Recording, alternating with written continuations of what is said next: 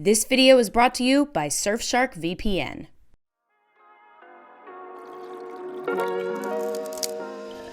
What's up guys, Helen here. Christmas season is in full swing, with twinkle lights and red coffee cups everywhere you turn. And if a truly never-ending stream of holiday content is your bag, you already know there's no better place to find it than the Hallmark Channel. Every year, they release so many new Christmas movies that if you watched one a day, you still wouldn't be able to get through them all between Thanksgiving and Christmas itself. Which is not a problem for me because I put my tree up on Arbor Day. Hallmark's holiday movies are watched by tens of millions of Christmas cheer-seeking folks every year. More than 80 million in 2018 to be precise. The demand for these movies makes sense. Who doesn't love looking at hot people in cozy sweaters as they fall in love under the watchful eye of a parasitic plant? But why have these, less than nuanced depictions of American Christmas remained so central to the holiday in our cultural imagination? Let's find out in this Wisecrack Edition how Hallmark stole Christmas. And spoilers ahead for a whole bunch of Hallmark movies. But before we get into it, I want to tell you about this week's sponsor, Surfshark VPN. Surfshark VPN helps you secure your data with industry-leading measures by using uncrackable encryption and the most secure VPN protocols. One of the things I love most about Surfshark is that it keeps my location totally private. And that can have huge advantages, like accessing streaming content that's only been released in other countries, so I can keep up with new movies and shows before they reach the US. And it keeps airlines from gouging me on inflated ticket prices based on my location too. Instead, I can connect my secure Surfshark VPN to other VPNs in different countries until I track down the best deal. One subscription covers all of your favorite devices, like your laptop, Android, Amazon Fire Stick, PlayStation, and more. Plus, you can still use your favorite apps too, like Chrome and Firefox. Get started by clicking the link in the description and using the promo code Wisecrack. When you do, you can get Surfshark VPN for 83% off, plus 4 extra months for free. Go to surfshark.deal/wisecrack or hit the link in the description. Protect yourself online and download Surfshark VPN today. And now, back to the show.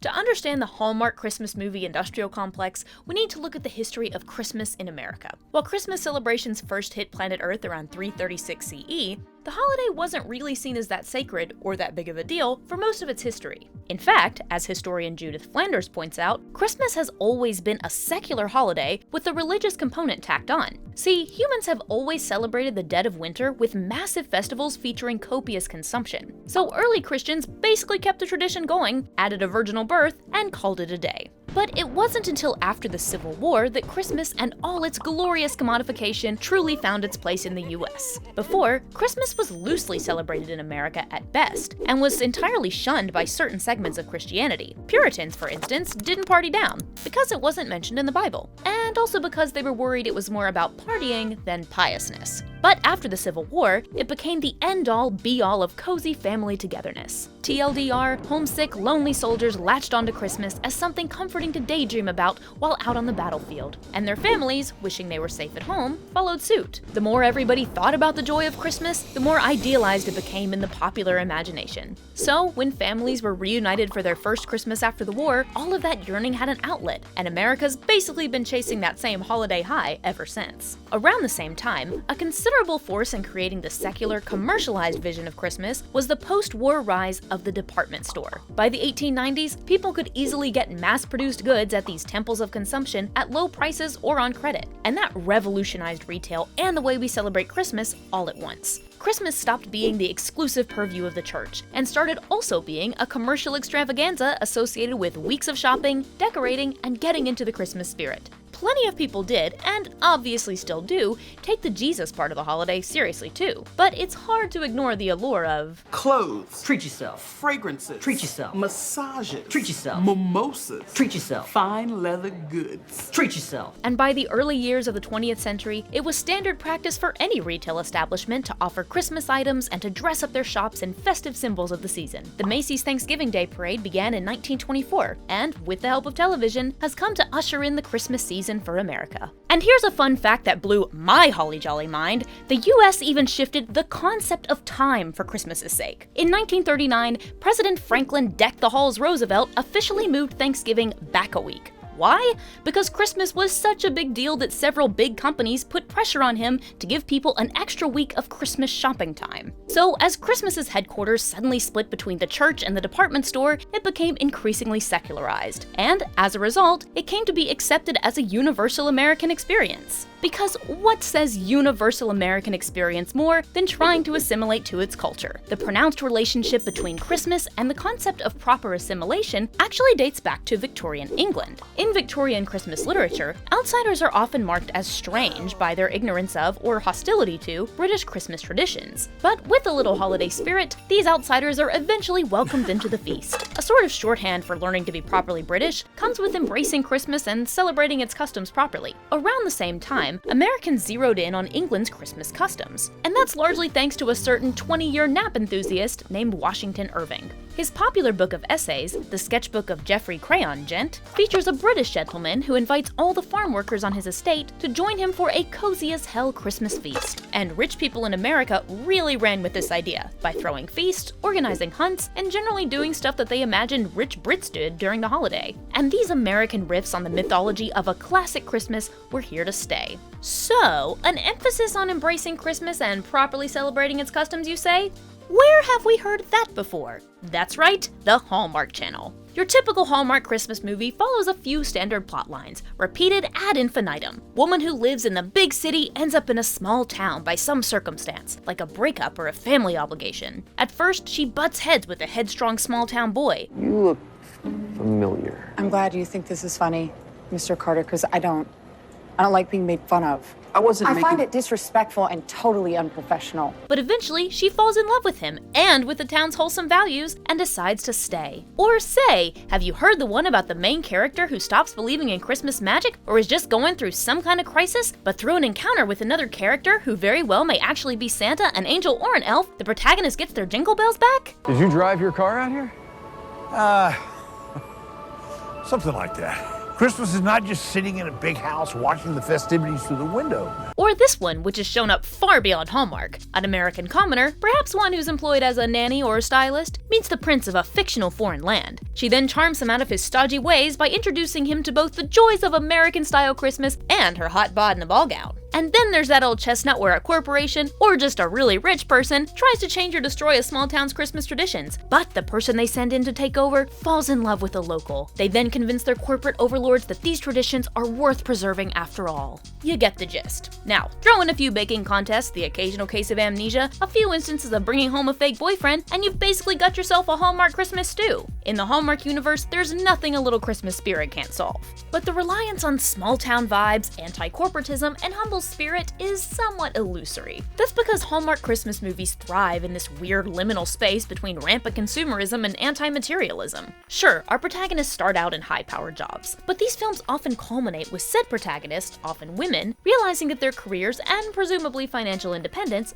don't hold a candle to the love of a humble hometown hunk. And this makes a weird kind of sense. These movies are functionally vehicles to make us feel so nostalgic that we drop $100 on a new Christmas tree skirt. But at the same time, we're being encouraged by the storylines to take a cue from the children, retirees, and other free-spirited characters to recognize the spiritual necessity of not working. When is Eve leaving? Sometime after Christmas. That's really close. If she was just superintendent, would she stay? A bit contradictory, am I right? What's more, in Hallmark films, any material problems presented, like a charity needs money, are solved through the generosity of a benevolent, wealthy individual. Did you authorize that a portion of all toy sales go to support children whose parents serve in the military? Yes.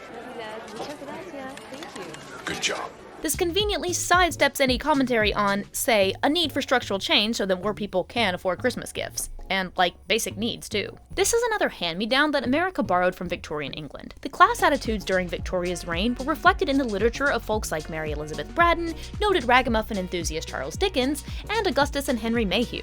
Their work focused on income inequality and poor people's suffering, but appealed to the reader to redistribute their wealth to those in need. After all, A Christmas Carol doesn't end in revolutionary action to overthrow oppressive systems that take advantage of workers. Instead, it ends with one rich man seeing the light and being less stingy, specifically with his employees and local charity seekers. These authors use the Christmas season to teach their readers a lesson about their responsibilities as people with means. And we see this duality in Hallmark movies too. Like in Christmas Cookies, when a corporate overlord visits a small town in order to shut down the local cookie factory. But then, the spirit of Christmas convinces her to save this pillar of the community, and to fall in love with this guy. But this is only the beginning of all the subtle ways that Hallmark is so damn good at what it does. Consider this. These movies further negotiate the tension between crass consumption and anti-materialist spirit of Christmas by evoking a less complicated time. How? Through the emotional power of nostalgia, which is intrinsic to Christmas, according to Flanders. As Flanders says, nostalgia is not a byproduct. It's part of Christmas. It is part of the holiday to believe that in the past it was better. Whichever way we look, whether we're looking at Norman Rockwell pictures, Charles Dickens novels, or medieval feasts, it is an essential core element of the holiday to believe it was better in the past. In fact, Flanders first found mention of people being nostalgic for a mythical Christmas past circa 1605.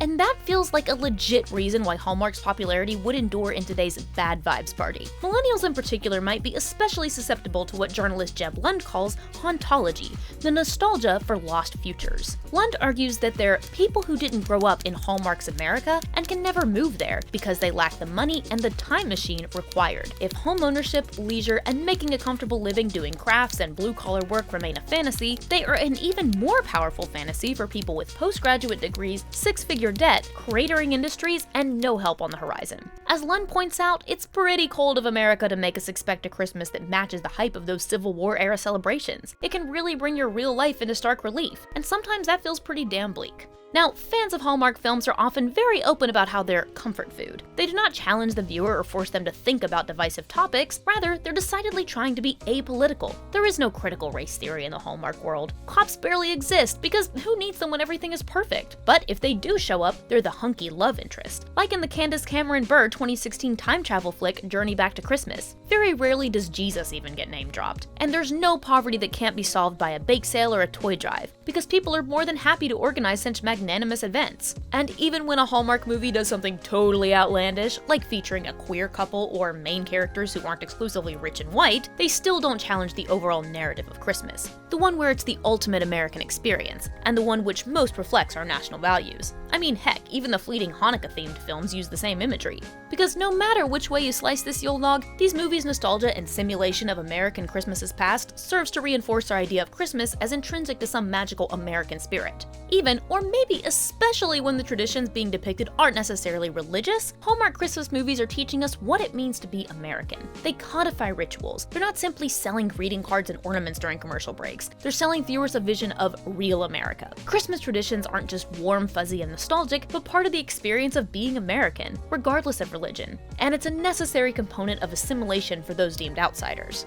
But what do you guys think? Is Christmas basically the new 4th of July, or has our common sense been run over by a reindeer? Let us know in the comments. Big thank you to our patrons who are guaranteed not to receve coal in their stockings this year. And don't forget to check out our podcast. Hit that subscribe button like it's for the Williams-Sonoma mailing list, and don't forget to ring that bell. And as always, thanks for watching. Peace.